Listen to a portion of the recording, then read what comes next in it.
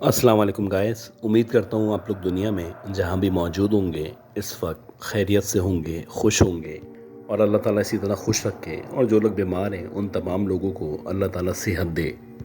अगर आप में से किसी ने भी अब तक मेरे चैनल को सब्सक्राइब नहीं किया तो मुझे सपोर्ट करने के लिए इस चैनल को सब्सक्राइब कर लें और अगर हो सके तो अपने सर्कल में, अपने जानने वालों में, अपनी कम्युनिटी में इस चैनल को इंट्रोड्यूस करवाएं। अच्छा गाइस, आज की ये जो पहली स्टोरी है ये स्टोरी बहुत ही इंटरेस्टिंग स्टोरी है और हमारी एक रेगुलर लिसनर है, वो नहीं चाहती कि उनका नाम लिया जाए। ये कहानी उनके एक जानने वाले की कहानी है और जिस शख्स की ये कहानी है उसका नाम हारून है।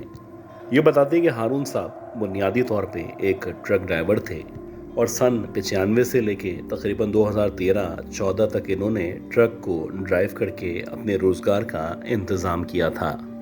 इस दौरानिए में इन्होंने मुख्तलिफ इदारों में मुख्तलिफ जगहों पे न सिर्फ जॉब की बल्कि इन्होंने पानी सप्लाई करने के लिए जो पानी के वाटर टैंकर्स होते हैं वो चला के भी अपना गुजारा किया। जब आप इस तरह का काम करते हैं या कोई इस तरह की सप्लाई करते हैं तो आपको शहर के मुख्तलिफ इलाकों में, ख़ास तौर पे दूर दराज इलाकों में लाजमी जाना होता है और वहाँ जाके पानी वगैरह की सप्लाई करनी होती है। तो इसी तरह 2003-2004 चल रहा था और ये बताती हैं कि वो गुलशन मेवार के करीब एक एरिया में या एक सोसाइटी में पानी सप्लाई करने के लिए गए। अगर आप उस दौर की बात करें तो उस वक्त जो सोसाइटीज़ मौजूद हुआ करती थी तो कुछ सोसाइटीज़ ऐसी थी जहाँ पे सिर्फ फ्रंट साइड पे दीवारें मौजूद थी, लेकिन अगर आप बैक साइड की बात करें तो बैक साइड पे कोई इस तरह की दीवार नज़र नहीं आया करती थी। तो वैसी ही एक सोसाइटी थी और इत्तेफाक से मेरा वहाँ पे पानी सप्लाई करने के लिए जाना हुआ। ये जो घर था या ये जो बंगला था ये उस सोसाइटी के बिल्कुल आखिर में मौजूद था और उसके बाद का जो हिस्सा था या उसके बाद का जो एरिया था वो इस तरह से था कि आपको दूर दूर तक ना ही कोई आबादी दिखाई दे रही थी और ना ही किसी भी किस्म की लाइट्स वगैरह का इंतज़ाम मौजूद था। हाँ, रेत के कुछ टीले थे जो दूर से ही दिखाई दे रहे थे और उनके नज़र आने से ऐसा लग रहा था जैसे ये जो सतह है वो नाहमवार है। खैर, मैं पानी लोड कर रहा था या मैंने पानी टंकी में चढ़ाना शुरू किया और मैं बाहर आके अपने ट्रक के सामने बैठ गया। जैसे कि आमतौर पे 5-10 मिनट में जबकि ये पानी का टैंक खाली होता है तो हम अपना पाइप वगैरह जो है इसको लपेट के वापस रवाना होने की तैयारी किया करते हैं। इत्तेफाक से जिस बंगले में हम लोग पानी ड्रॉप कर रहे थे वहाँ पे भी मालिक मौजूद नहीं था। उनका कोई नौकर था या उनका कोई खादिम था जो उनके बिहाफ पे यहाँ पे पानी रिसीव कर रहा था। अच्छा, ऐसे ही बैठे बैठे जब मेरी नज़र जहाँ पे रेत के टीले वगैरह मौजूद थे उस तरफ पड़ी तो मुझे कुछ अजीब सा महसूस हुआ। एक टीले पे ऐसा लग रहा था जैसे एक तो सतह नाहमवार है और इसके अलावा कुछ अजीब सा या किसी के बैठे होने का एहसास हो रहा था। ऐसा लग रहा था जैसे उस रेत के टीले के ऊपर कोई बैठा हुआ है और जो भी बैठा हुआ है वो बाकायदा अपने सर को, अपने जिस्म को किसी चादर से ढांपे हुए है। जाहिर सी बात है वहाँ पे लाइट्स वगैरह तो मौजूद नहीं थी, हाँ, लेकिन जितनी रोशनी ट्रक की थी या जो भी हमें नज़र आ सकता था उसके मुताबिक जब मैंने उस वजूद के ऊपर गौर किया तो मुझे ऐसा लगा जैसे कोई औरत है जो वहाँ पे चादर ओढ़ के या अपने आप को चादर में लपेट के बैठी हुई है। अच्छा, हैरानकुन बात ये थी कि जो उसका वॉल्यूम था या जो उसका हजम था वो कुछ अजीब सा था। ऐसा लग रहा था जैसे बहुत ही कोई लंबी, बहुत ही कोई चौड़ी औरत है जिसको उस रेत के टीले के ऊपर बिठा दिया गया हो और वो कुछ अजीब तरीके से अपने आप को चादर के अंदर सिमेट के अपने आप को छुपा के बैठी हुई थी।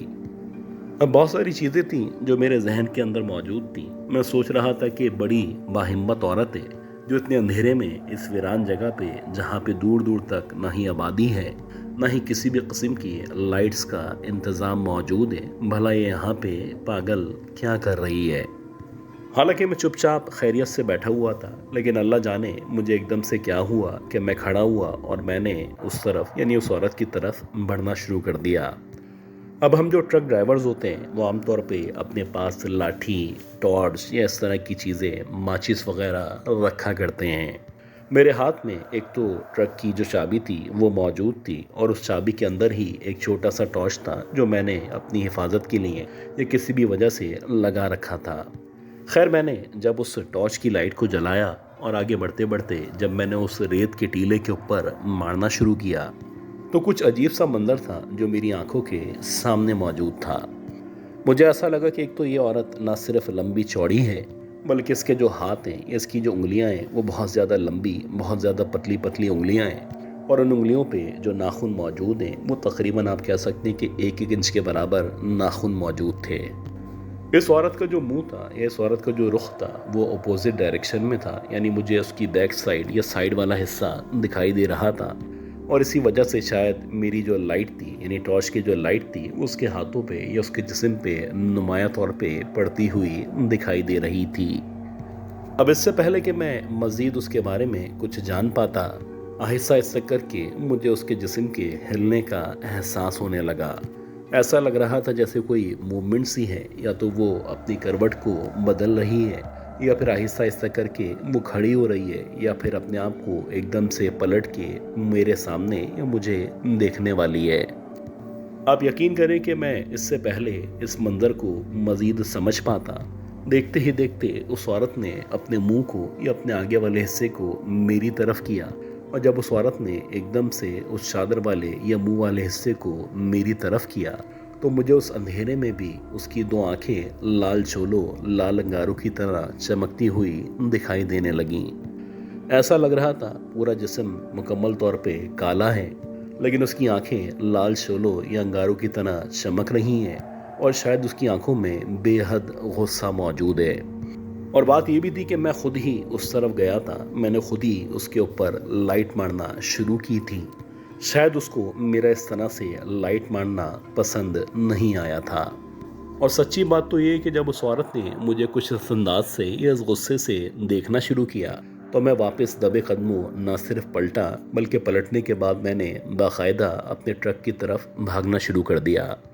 इत्तेफाक से जो उस घर का नौकर था या जो भी खादिम था, जब उसने मुझे इस तरह से भागते हुए देखा तो शायद उसको भी अंदाज़ा हो चुका था कि मेरे साथ कोई इस तरह का इंसिडेंट पेश आ चुका है।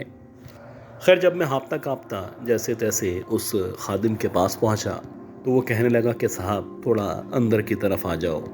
मैं अंदर की तरफ गया और आप यकीन करें कि 20-25 मिनट तक मैं और मेरा साथी और वो खादिम उसके घर के अंदर मौजूद रहे। और जब मैंने उससे पूछा कि ऐसे ऐसे मैंने एक औरत को वहाँ उस टीले के ऊपर बैठे हुए देखा था, तो वो कहने लगा कि ये बड़ी कॉमन सी बात है, क्योंकि ये जो एरिया है ये मुकम्मल तौर पे सुनसान वीरान एरिया है। और इस एरिया के बारे में, इस इलाके के बारे में कहा जाता है कि अक्सर इस तरह की मखलूक़ात रात होने के बाद यहाँ पे दिखाई दिया करती हैं। ये तो तुम्हारी किस्मत अच्छी थी कि तुम वहाँ से खैरियत से वापस आ गए। बहुत सारे लोगों को इस मखलूक ने नुकसान पहुँचाने की भी कोशिश की है।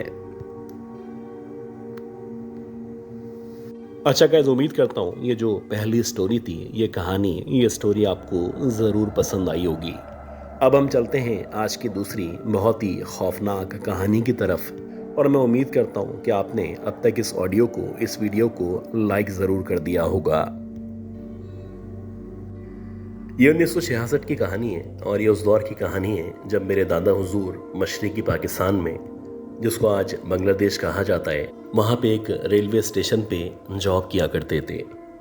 कहा जाता था कि गए वक्तों में जब यहाँ पे अंग्रेज़ राज था तो इस स्टेशन को इस्तेमाल किया जाता था, लेकिन जैसे जैसे ये जो ट्रैक था ये कमज़ोर होता चला गया, और इसके साथ साथ कुछ और वजूहात की बिना पे इस स्टेशन को अबेंडन कर दिया गया।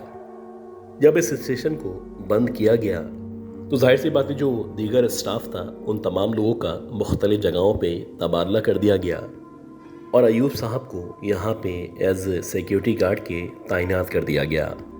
उनको यहाँ पे एक छोटे से कमरे में रिहाइश फराम की गई, और अक्सर इनकी जो ड्यूटी आवर्स थे वो रात के 8 से सुबह के 8 बजे तक चला करते थे। वैसे तो दिन में भी यहाँ पे ना कोई ट्रेन आया करती थी और ना ही किसी ट्रेन का यहाँ से गुज़र होता था, लेकिन बस एक रस्म थी जो महकमा रेलवे उस दौर के हिसाब से अदा कर रहा था।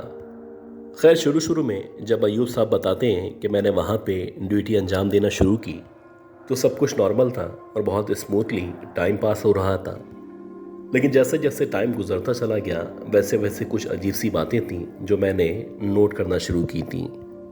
जैसे कि एक दफ़ा ऐसा हुआ कि शदीद सर्दी हो रही थी और दिसंबर के आखिर का टाइम चल रहा था। तो मैं वैसे ही स्टेशन के बाहर चेयर डाले बैठा हुआ था। मेरे सामने आग लगी हुई थी और आमतौर पे मैं इन सर्दियों में अपने सामने लकड़ियों में आग ज़रूर लगाया करता था। खैर बैठे ही बैठे मुझे कब पता ही नहीं चला कि मेरी एकदम से आंख लग गई।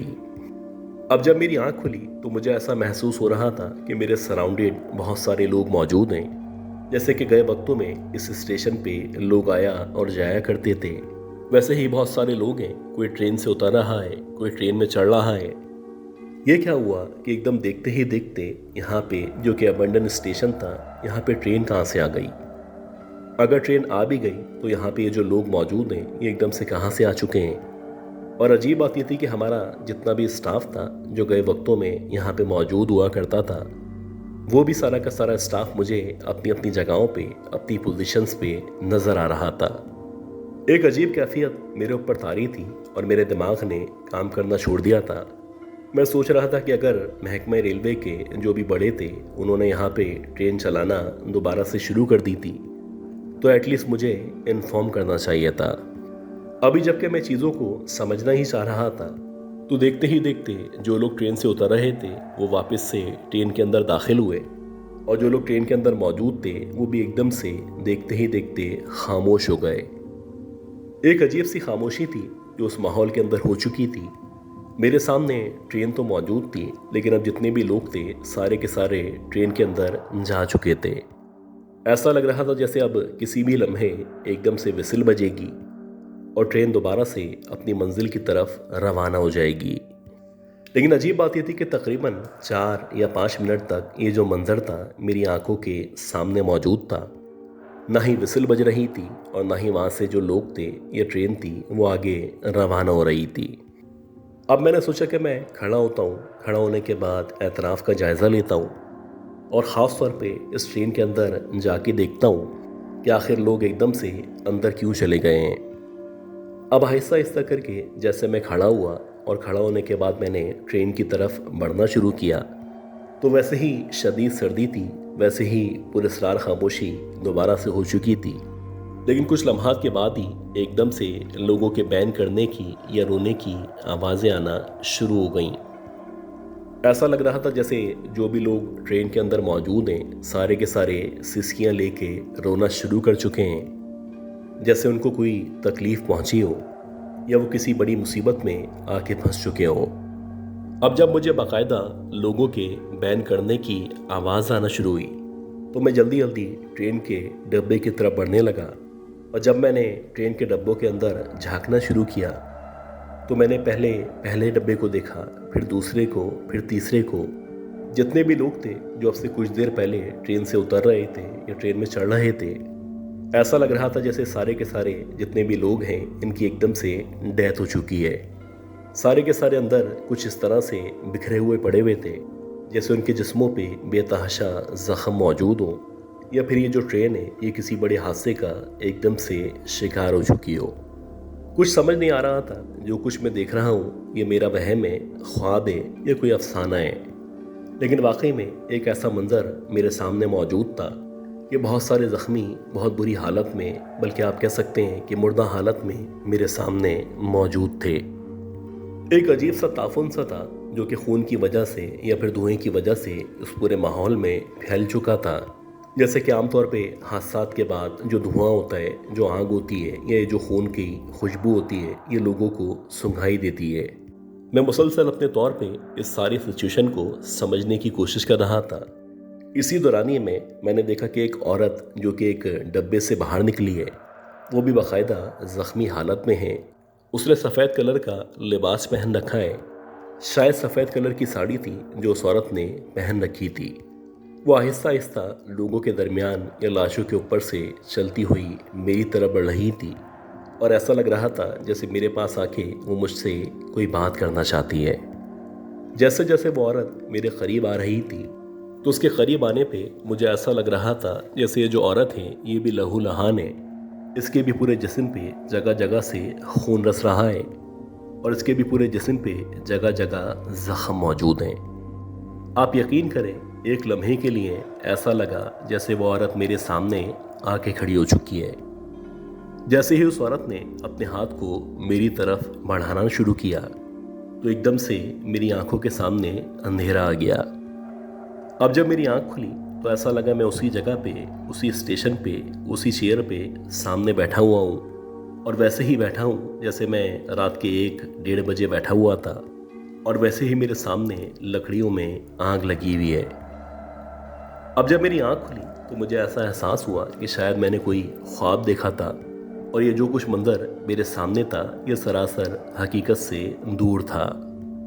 अब जब मुझे एहसास हुआ कि जो कुछ मैंने देखा था वो सरासर ख्वाब था तो एक तरह से मैंने अल्लाह का शुक्र अदा किया। लेकिन अजीब बात ये थी कि जब मैं अल्लाह का शुक्र अदा कर रहा था तो मुझे ऐसा लगा कि मेरे लेफ़्ट साइड से किसी ने मेरी तरफ बढ़ना शुरू किया है। जैसे जैसे वो वजूद आहिस्ता आहिस्ता मेरी तरफ बढ़ रहा था वैसे वैसे मुझे एहसास हो रहा था जैसे जो भी है उसने सफ़ेद कलर का लिबास पहन रखा है। शायद उसने वैसे ही सफ़ेद कलर की साड़ी पहन रखी है और आहिस्ता आहिस्ता करके ये औरत मेरी तरफ बढ़ती चली आ रही है। आप यकीन करें कि जैसे जैसे वो औरत मेरी तरफ बढ़ती चली आ रही थी ऐसा लग रहा था जैसे ये हूबहू वही औरत है जो अब से कुछ देर पहले मुझे वहाँ पे यानी ख्वाब में नज़र आई थी। वैसे ही उसके जिस्म पे जगह जगह ज़ख़म मौजूद थे, वैसे ही उसके पूरे कपड़े लहूलुहान हो चुके थे और ऐसा लग रहा था उसके जिस्म से खून रस्सा चला जा रहा है।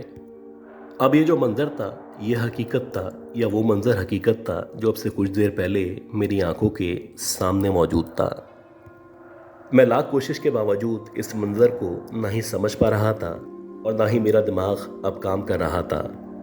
अजीब बात यह थी कि जब वो औरत एग्जैक्टली मेरे सामने आके खड़ी हुई और जब मैंने उसके पाँव की तरफ गौर करना शुरू किया तो आप यकीन करें उस औरत के जो पैर थे वो ना सिर्फ उल्टे थे बल्कि वो कुछ अजीब तरीके से शैतानी मुस्कुराहट के साथ मुझे देख के मुस्कुरा रही थी, जैसे कि वो इस बात को बताना चाहती हो कि उसको पता है कि मुझे पता चल चुका है कि वो एक चुड़ैल है।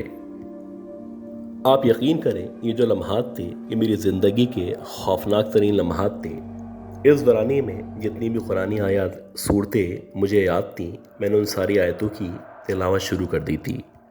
मुसलसल जैसे जैसे मैं तिलावत कर रहा था वैसे वैसे ये जो औरत थी जहाँ से मेरी तरफ आना शुरू हुई थी आहिस्ता आहिस्ता करके ये वापस उस तरफ बढ़ती चली जा रही थी।